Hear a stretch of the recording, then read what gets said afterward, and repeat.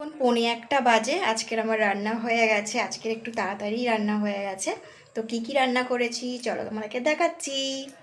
অন্যদিন রান্না করতে করতে তোমাদের সাথে শেয়ার করি, তো আজকের রান্না কমপ্লিট হয়ে যাওয়ার পর তোমাদের সাথে শেয়ার করছি। তো এই দেখো, দেখতে কেমন হয়েছে সেটা আগে বলো। আমার তো ভীষণই ভালো লাগছে আজকে তরকারিটা, কিন্তু পুরোটাই করেছি কিন্তু কাঁচা লঙ্কা দিয়ে, তবুও এই রকম লাল লাল লাগছে। কারণ টমেটো দিয়েছি আগে, টমেটোটা আগে ভেজে তরকারি করলে কিন্তু তরকারিটা এরকমই লাল লাল হবে। তোমাদের লঙ্কারগুলোও দিতে লাগবে না, এটা একটা টিপস তোমাদেরকে দিলাম। তো চলো বলি, এটা ডিম দিয়ে আলু দিয়ে ফুলকপি দিয়ে দম করেছি, ডিম আলু ফুলকপির দম, তাতে কিন্তু পালং শাকও দেওয়া রয়েছে।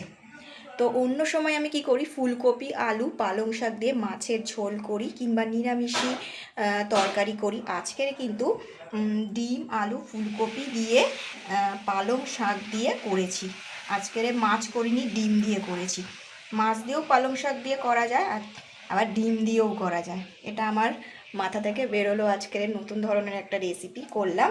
আর ওপর থেকে একটু ধনেপাতা ছড়িয়ে দিয়েছি, কারণ ফ্রিজে একটু ধনেপাতা ছিল, শুকিয়ে যাচ্ছিলো, সেজন্য ওপর থেকে কেটে একটু ছড়িয়ে দিয়েছি। আর তার সাথে করেছি আবার ফুলকপি আলু ভাজা। এই যে আমার বর এত বেশি ফুলকপি খেতে ভালোবাসে যে তুমি সব 5টা যদি তরকারি করো, 5টা তরকারির মধ্যে যদি তুমি ফুলকপি দাও তাহলেও ভীষণই খুশি হয়ে যায়। সেই জন্য 2টো পদ রান্না করেছি, 2টোতেই ফুলকপি দিয়েছি। এটাতে ছোট ছোট করে কেটে আলু দিয়ে ভেজেছি, আর এটা একটু বড় বড় সাইজের করে করেছি। তো চলো আজকের এই রান্নাই করেছি, টাটা।